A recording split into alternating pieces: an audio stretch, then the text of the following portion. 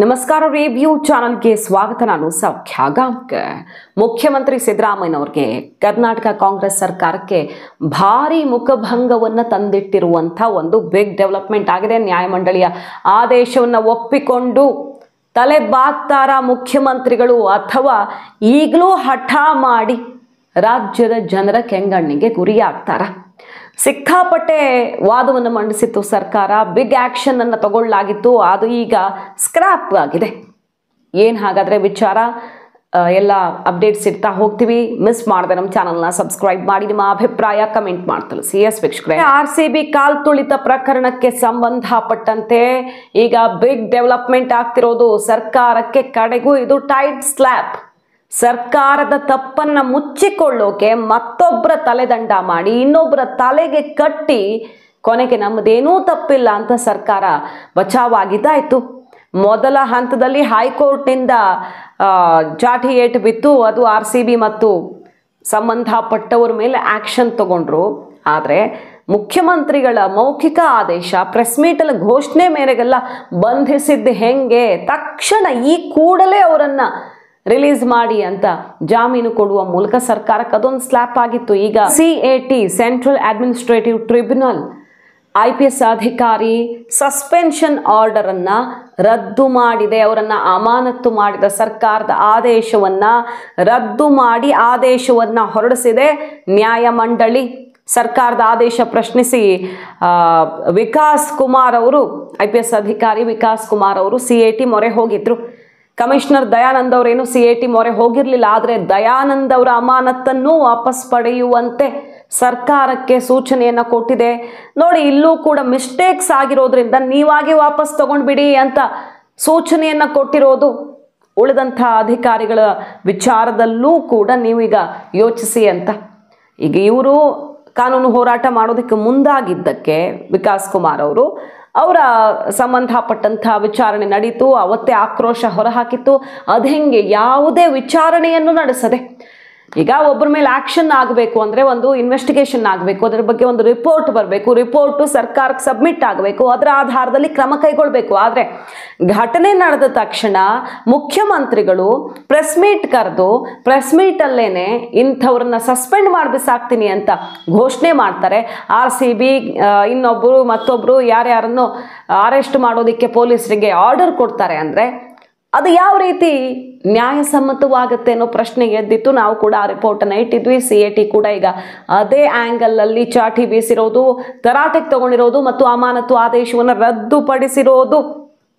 ಇನ್ನಿಬ್ಬರು ಅಧಿಕಾರಿಗಳ ಅಮಾನತುಗಳನ್ನು ಕೂಡ ಗಮನಿಸಿ ನೀವು ಅಂತ ಸರ್ಕಾರಕ್ಕೆ ನಿರ್ದೇಶನ ಕೊಟ್ಟಿದೆ. ವಾಪಸ್ ಪಡಿಬಹುದು, ಈಗಲೂ ಅವಕಾಶ ಇದೆ, ನೀವಾಗಿಯೇ ವಾಪಸ್ ಪಡ್ಕೊಳ್ಳಿ ಅಂತ ನಿರ್ದೇಶನವನ್ನು ಕೊಟ್ಟಿದೆ.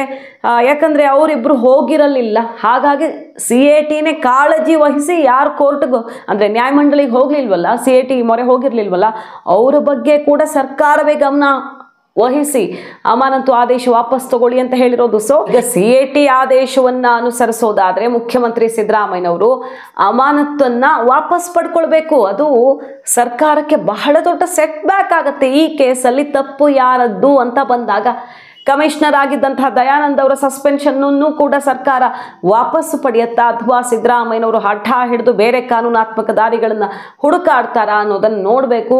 ಜನ ಕೂಡ ಇದನ್ನೆಲ್ಲ ಗಮನಿಸ್ತಾ ಇದ್ದಾರೆ. ನೈತಿಕ ಹೊಣೆಯನ್ನು ಹೊತ್ತು ಸರ್ಕಾರ ಏನು ಕ್ರಮ ತಗೊಳುತ್ತೆ ಅಂತ ನೋಡಬೇಕು. ಈಗ ಏನು ಮಾಡಿದ್ರು ಕಷ್ಟನೇ. ಈಗ ವಾಪಸ್ ತಗೊಳ್ಳಿಲ್ಲ ಅಂದ್ರೂ ಜನ ಏನು ಹೇಳ್ತಾರೆ ನೋಡ್ರಿ, ಸಿದ್ದರಾಮಯ್ಯನವರು CAT ಆದೇಶ ಕೊಟ್ಟರು ಅದನ್ನು ಪಾಲಿಸ್ತಿಲ್ಲ, ಮತ್ತೆ ಸೆಡ್ಡು ಹೊಡೆದು ಬೇರೆ ಕಾನೂನು ಹೋರಾಟ ಅನ್ನೋ ರೀತಿ ಹೋದ್ರಲ್ಲ ಅಂತಾರೆ. ಅಕಸ್ಮಾತ್ ಪಾಲಿಸಿದ್ರೆ ಅದು ಸೆಟ್ ಬ್ಯಾಕೇ ಆಗತ್ತೆ. RCB ಕಾಲ್ತುಳಿತ ಕೇಸಲ್ಲಿ ನೋಡಿ, ಪೊಲೀಸ್ ಕಮಿಷನರ್ ತಲೆದಂಡ ಮಾಡಿಬಿಟ್ರು.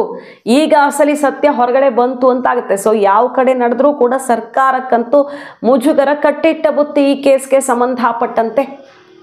ಸೊ ಮುಖ್ಯಮಂತ್ರಿಗಳ ನಡೆ ಈಗ ಕುತೂಹಲಕ್ಕೆ ಕಾರಣ ಆಗಿದೆ. ದಯಾನಂದ್ ಅವರ ಸಸ್ಪೆನ್ಷನ್ಗೆ ಮುಖ್ಯಮಂತ್ರಿಗಳು ಕೊಟ್ಟ ರೀಸನ್ ಏನು?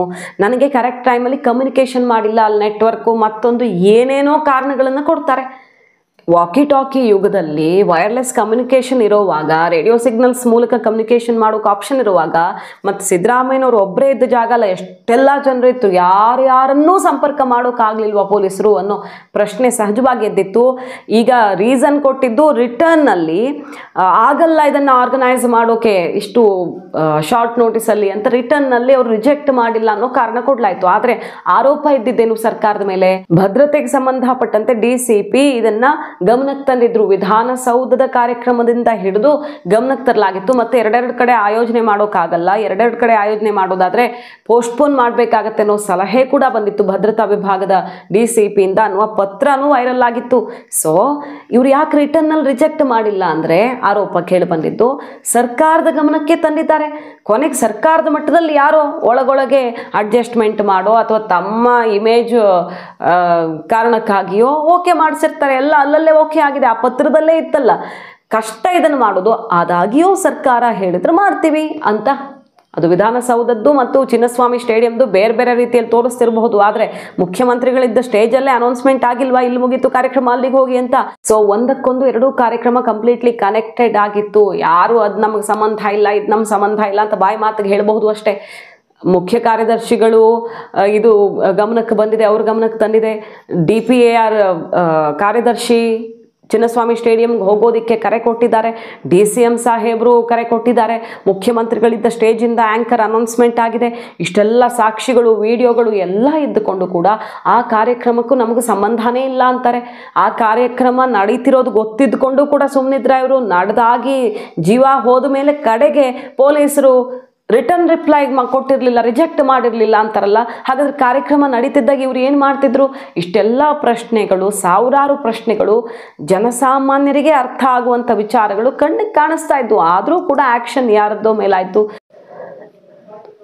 ಈಗ ಕೋರ್ಟ್ ಕೊಟ್ಟಿರೋ ಆದೇಶ ಮತ್ತು ಸರ್ಕಾರಕ್ಕೆ ಕೊಟ್ಟಿರುವ ನಿರ್ದೇಶನ ಎರಡನ್ನೂ ಆಧಾರವಾಗಿ ನೋಡೋದಕ್ಕೆ ಹೋದರೆ 5 ಜನ ಅವತ್ತು ಯಾರ್ಯಾರನ್ನ ಸಸ್ಪೆಂಡ್ ಮಾಡಲಾಗಿತ್ತಲ್ಲ, ಎಲ್ಲರೂ ಕೂಡ ಈಗ ವಾಪಸ್ ಬರಬೇಕು ಅವ್ರವ್ರ ಕೆಲಸಕ್ಕೆ. ಸರ್ಕಾರ ಅದಕ್ಕೆ ಬೆಲೆ ಕೊಡೋದಾದರೆ IGP ವಿಕಾಸ್ ಕುಮಾರ್ ಅವರು, ದಯಾನಂದ್ ಅವರು, DCP ಶೇಖರ್ ಅವರು, ACP Cubbon park C Balakrishna ಮತ್ತು ಪೊಲೀಸ್ ಇನ್ಸ್ಪೆಕ್ಟರ್ AK ಗಿರೀಶ್ ಇವರೆಲ್ಲ ವಾಪಸ್ ಬರಬೇಕು ಕೆಲಸಕ್ಕೆ, ತಕ್ಷಣ ಹಾಜರಾಗಬೇಕು. ಈ ಆದೇಶವನ್ನು ಪರಿಗಣಿಸಿ ಬೇರೆಯವ್ರದ್ದು ನೀವು ಕನ್ಸಿಡರ್ ಮಾಡಬಹುದು ಅಂತ ಹೇಳಿದೆ. ಯಾಕಂದರೆ ಅವತ್ತು ಈ ಕಾರ್ಯಕ್ರಮದ ಆರ್ಗನೈಸರ್ ಅಂತೆ ಕಂಡಿದ್ದೆ ಸರ್ಕಾರ ಅಲ್ವಾ. RCB KSC ಏನು ಮಾಡ್ತು ಅನ್ನೋದಕ್ಕಿಂತ ಈ ಇವೆಂಟ್ ಎರಡೆರಡು ಕಡೆ ಇವೆಂಟ್ ಆಗ್ತಿದೆ ಅನ್ನೋದು ಸರ್ಕಾರಕ್ಕಂತೂ ತುಂಬ ಚೆನ್ನಾಗಿ ಗೊತ್ತಿದ್ದ ಮೇಲೆ ತಂದೇನೂ ಪಾತ್ರ ಇಲ್ಲ ಅಂತ ನುಣುಚಿಕೊಳ್ಳೋಕೆ ಸಾಧ್ಯ ಇದೆಯಾ? ಹಾಗಾಗಿ ನೈತಿಕ ಹೊಣೆಯನ್ನಾದರೂ ಹೊತ್ತು ಕೊನೆ ಪಕ್ಷ ಬೇರೆ ಏನೂ ಈಗ ಮಾಡೋಕ್ಕೆ ಸಾಧ್ಯ ಇಲ್ಲ. 11 ಜನರ ಜೀವ ಹೋಗ್ಬಿಟ್ಟಿದೆ, ಅವ್ರ ಕಥೆ ಕಣ್ಣೀರಲ್ಲಿ ಕೈ ತೊಳೆಯೋದಷ್ಟೇ. ಕೊನೆ ಪಕ್ಷ ಈಗ ನಿಮ್ಮ ಹತ್ರ ಇರೋದು ಪೊಲೀಸರನ್ನ ಬಲಿಪಶುಗಳನ್ನಾಗಿ ಮಾಡಲಾಗಿದೆ ಅನ್ನೋ ಆಕ್ರೋಶ ಜನನೇ ವ್ಯಕ್ತಪಡಿಸಿದ್ದಾರಲ್ವಾ. ಈಗ CIT ಆದೇಶದ ಅನುಸಾರ ಅವರನ್ನು ವಾಪಸ್ ಕರ್ಕೊಳ್ಳೋದು. ಕಾದು ನೋಡಬೇಕು ಏನು ಮಾಡ್ತಾರೆ CM ಸಾಹೇಬರು ಅನ್ನೋದನ್ನು. G ಪರಮೇಶ್ವರ್ ಅವರಂತೂ ಗೊತ್ತಿಲ್ಲ, ನೋಡ್ತೀನಿ ಆದೇಶ ಏನು ಕೊಟ್ಟಿದ್ದಾರೆ ಅಂತ, ಮುಖ್ಯಮಂತ್ರಿಗಳ ಜೊತೆ ಚರ್ಚೆ ಮಾಡಿ ನಿರ್ಧಾರ ಆಗುತ್ತೆ ಅಂತ ಹೇಳ್ತಿದ್ದಾರೆ. ಆನಂದ್ ಅವರ ಪರವಾಗಿ ಅಭಿಯಾನ ಆಯಿತು, ಅವ್ರು ವಾಪಸ್ ಬರಬೇಕು ಅಂತ. ಈಗ CIT ಬಲ ಕೂಡ ಸಿಕ್ಕಿದೆ. ಅಷ್ಟೆಲ್ಲ ಆದಮೇಲೂ ಸರ್ಕಾರ ಹಠಕ್ಕೆ ಬೀಳುತ್ತಾ ಮುಂದಿನ ಕಾನೂನು ಹೋರಾಟಗಳ ಮೂಲಕ ಆದರೂ ದಯಾನಂದ್ ಸಸ್ಪೆನ್ಷನ್ ಮುಂದುವರಿಯುವಂತೆ ಮಾಡುತ್ತಾ ನೋಡಬೇಕು. ಒಟ್ಟಿನಲ್ಲಿ CIT ಆದೇಶವಂತೂ ಸಿದ್ದರಾಮಯ್ಯನವ್ರಿಗೆ ಬಹಳ ದೊಡ್ಡ ಸೆಟ್ ಬ್ಯಾಕನ್ನು ತಂದಿಟ್ಟಿದೆ. ಮಾಹಿತಿ ನಿಮ್ಗೆ ಇಷ್ಟ ಆಗಿದ್ರೆ ಮಿಸ್ ಮಾಡಿದ್ರೆ ನಮ್ಮ ಚಾನಲ್ನ ಸಬ್ಸ್ಕ್ರೈಬ್ ಮಾಡಿ, ನಿಮ್ಮ ಅಭಿಪ್ರಾಯ ಕಮೆಂಟ್ ಮಾಡಿ ತಿಳಿಸಿ. Thank you.